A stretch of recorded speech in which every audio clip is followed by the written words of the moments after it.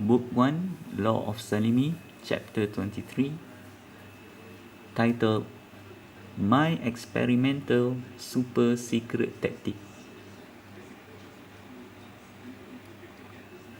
After the final examination for my first semester studying at UiTM campus Mengkatal, I had several days of free time before returning home at Taman Austral, Kepanjan Ridge in Kota Kinabalu, Sabah.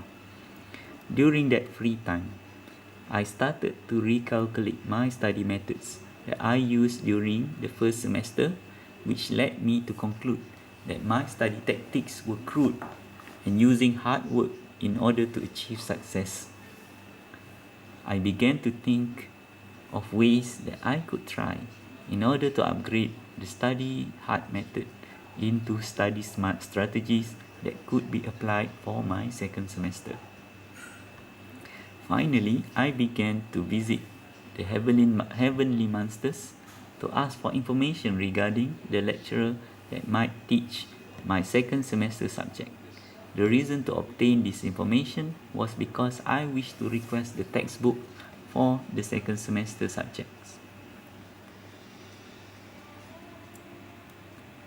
By doing so, I thought that I might be able to study the whole books possibly as many times as I could during the semester break. Eventually, after several days, I managed to acquire as many books as possible as suggested by lecturers who might be my lecturer for the second semester. During the semester break, I began studying my textbook to all of the subjects that I might take in the upcoming second semester. Essentially, this was the basic of my new experimental super secret tactic, which I began implementing at 18 years old.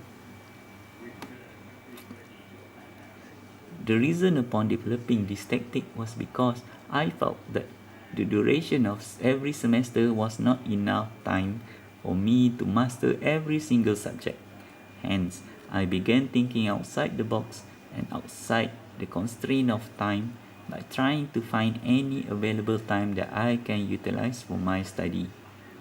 Finally, it dawned upon me that I had my semester break time available with nothing much planned. It was an additional duration of time which was outside of the semester duration which can be used to study. Obviously, semester breaks are meant for the students to rest before facing the next semester.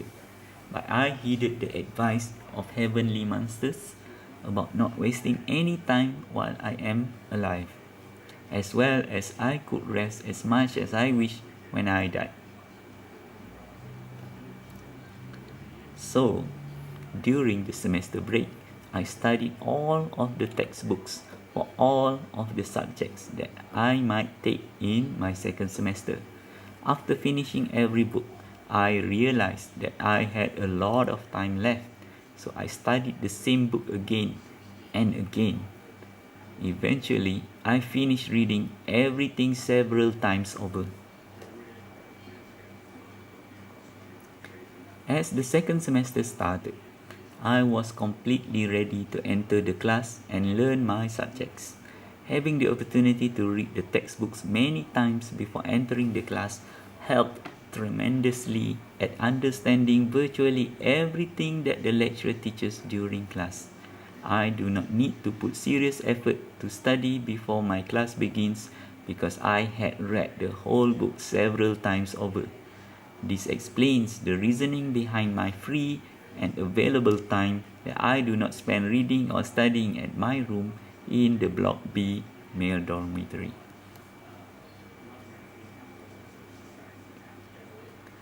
I was able to allocate 2 hours every day from 8 to 10 p.m. studying with Zol, the undefeated, which I had explained in earlier chapter. Soon, I began to realize that when I had read the textbook for numerous times, the lecturer only focuses on certain section of the important facts about every chapter. Equipped with this realization, I began to practice with past final examination questions, which I had also explained in the earlier chapter. By doing so, I started to see trends where the question in final examinations and the points highlighted during class were similar.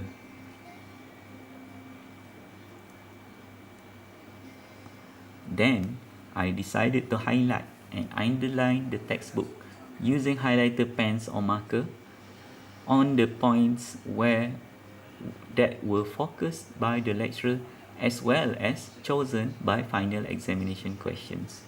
When I was done, I can see that some points in the textbook was not as significant to others. Hence, I began writing the important point from a single chapter which contains approximately 30 pages. I ended up with the important point being summarized and condensed into a single piece of A4 paper. When I start reading from the notes that I made and compared them to the textbook, my notes seemed easier to be read and understood because I was using my own words and simpler terms. I also began adding my own examples that I know to replace the textbook examples.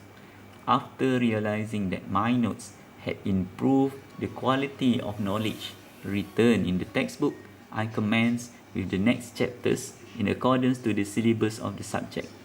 Finally, for a subject with 12 chapters, I managed to create my own notes that has only 12 pages, which means one page for each chapter. When I tried reading my own notes, it took me only about 1 hour or so, while if I read the whole textbook, it might take me more time. Essentially, I managed to develop my new super secret tactic to study by writing my own summarized notes or replacing my textbook as recommended by the lecturer. It was containing easier terms that I can understand. It was very simple with better examples added to it. So I tested my notes by bringing the notes to class next to my textbook. Soon it was proven that I no longer need to bring my textbook to class. My 12 pages notes were able to replace my 300 pages textbook. This new tactics was revolutionary in terms of study smart concept. In the summarized version of my notes, I simply write down the most important information without any elaboration from concepts that I had already understood. In most cases, I simply wrote the subtitle without further explanation because I could describe the issues in the subtitle using my own understanding and words. This method were applied to all of the subjects that fall into the category of reading subject. Instead of reading the whole textbook, I could spend around 5 minutes for a single chapter, as it only took about an hour for the whole 12 chapters, which consists of 12 pages of my summarized notes.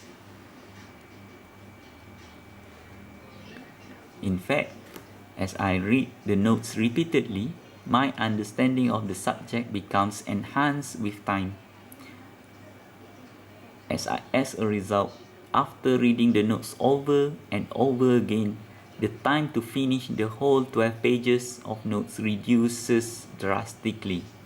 In many cases, after reaching a certain amount of repetition reading the same notes, I knew what was written in the next page of the notes even before looking at them. In effect, the notes becomes embedded knowledge in my heart and in my mind. I do not memorize them, but the knowledge of this subject became my knowledge that I knew by heart. Explaining the terms no longer depends on words written in the textbook, but simply became my own words, establishing my own understanding. In addition, I always include my own example, which was never mentioned in any textbook. At this point in time, I guessed that the knowledge became my flesh and blood. Many students who saw my notes remain skeptical about the success rates and its effectiveness. Nonetheless, there were few students who were brave enough to ask me questions about them. In accordance to the teachings of Islam, I was willing and honored to share anything and any knowledge that I had acquired or discovered. Every tactics to become the best student that I had developed will be shared with anyone who would just simply ask me for it. Several were offering payments for my notes, but I was not concerned about making money. So I made up a rule for any student who wished to photocopy my notes. The notes must be given for free, which was in line in the true spirit and essence of Islam or TESI in the concept of sharing knowledge with everyone.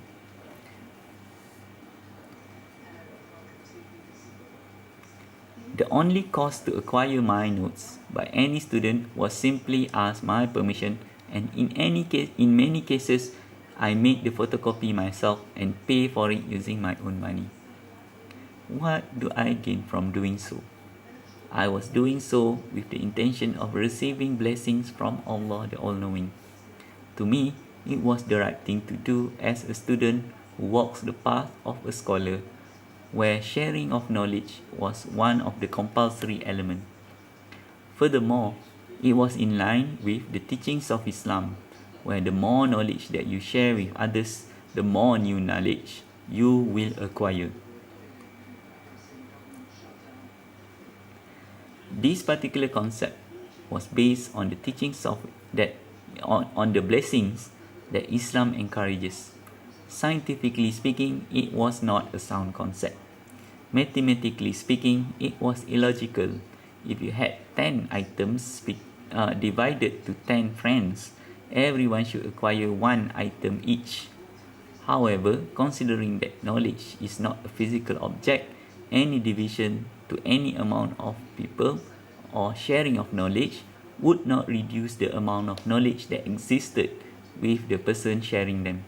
In fact, philosophically speaking, the amount of knowledge increases because when a person share knowledge to 10 friends, it made 11 persons knew about the knowledge, and thus the knowledge increases. In addition, Islam suggested the concept of different perception towards knowledge could lead to development of new knowledge. This can be achieved when a teacher or anyone who teaches a particular knowledge to 10 persons, it is possible that 1 out of 10 might learn something new or improves the knowledge, which can be shared back to the original person sharing the knowledge. In effect, there are many possibilities that can be theorized in order to rationalize or explain the reason that Islam highly encourages the concept of sharing of knowledge with as much human being as possible.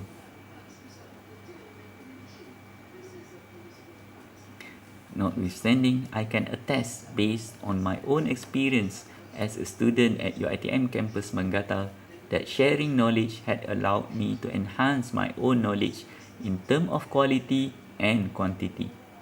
As a result, I am very strongly supporting the concept of knowledge sharing for free whenever possible. During my second semester, there were several students who were clever enough to trust my first semester CGPA and brave enough to trust me. They decided to request for my notes and use them alongside their studies, even though my notes were in the experimental stages and had never been proven to actually work. Sadly though, I had to admit that the experimental notes were written by my own handwriting, which was considered as barely readable and painful to the eyes of others. For the part of for that part on my notes, I wish to apologize from the deepest depths of my heart. It was never my intention to share my ugly handwriting with anyone because it was still in the experimental level. In addition to several brave students who used my notes to improve their academic performance, Zol the Undefeated also took copies of my notes and, according to him, was shared to many of his classmates. In the end, my super secret tactic did not manage to remain a secret anymore, albeit it was a good thing for me that everyone else benefited from my notes. As time passes, I can see students walking around carrying my notes, which can be easily identified from my ugly handwriting.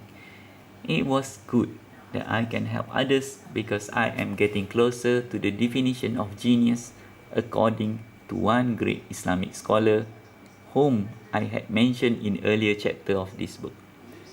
I began to implement the concept of being selfless that is encouraged by the teachings of Islam.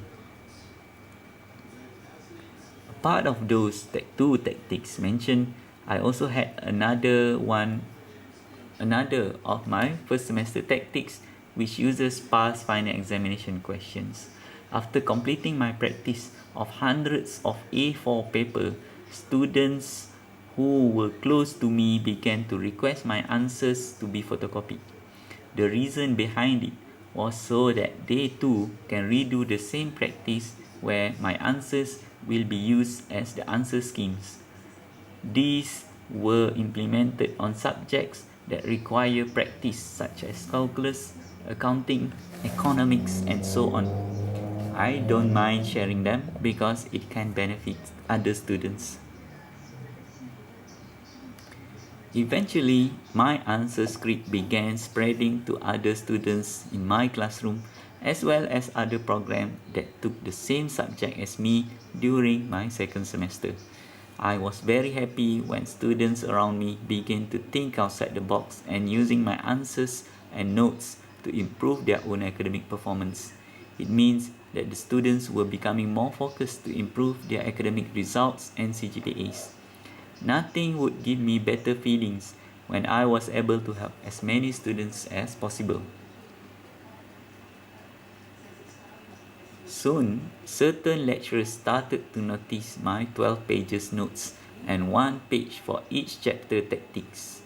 At first, those lecturers were concerned, feared that my notes might create problems or negatively affect their students. However, after several tests and quizzes had passed, the general academic performance amongst most students using my notes was experiencing an improvement in their results. Obviously, my notes do not play the only role.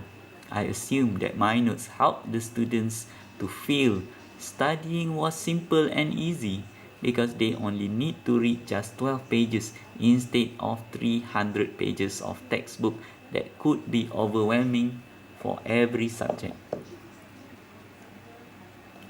In fact, my guess would be that many students who uses my notes feel that they too can achieve a great result in their study if they spend enough time and effort to study. Despite of the general acceptance among students of my method, there were many students who feel that I was arrogant and many also fear me for a reason that I cannot comprehend. According to some of my students who were very close to me, many students fear me from my attitude, which I assume to include not talking during class, looking at the floor for most of the time, as well as while walking. Frankly speaking, I do not mind, because those assumptions were made by their volition even before actually talking to me. Whereas in reality, most of my close friends knew that I cannot stop talking when I began opening my mouth. Anyway, every tactics mentioned here can be considered as intermediate level of strategies. which I will explore the improved version of my study tactics in the upcoming chapters. If you, the reader, wishes to implement these methods, I wish you with the very best luck and success. The success rate of the tactics mentioned here can be improved greatly when it is accompanied with the beginning level tactics that I had mentioned in earlier chapters. You should start to learn how to walk before you run. Just a friendly advice. Anyway, that ends the chapter 23. Thank you very much for listening and watching the video. Hope to see you again in the next one. Thank you very much and bye bye.